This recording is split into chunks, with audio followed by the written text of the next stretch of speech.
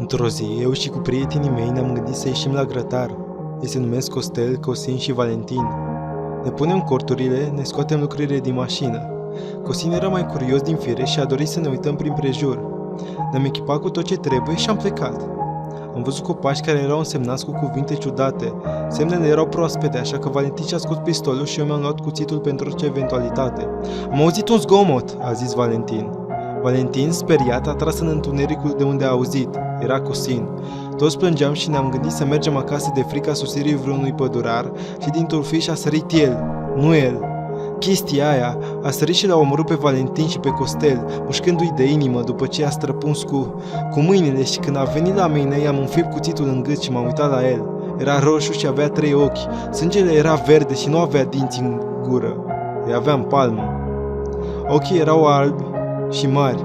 După ce am văzut, am fugit la mașină, am plecat, când întorsesem capul să văd dacă am o scurtătură, văd mai mulți monștri ca aia, cu prietenii mei morți lângă. Îi mâncau cât timp se uitau la mine.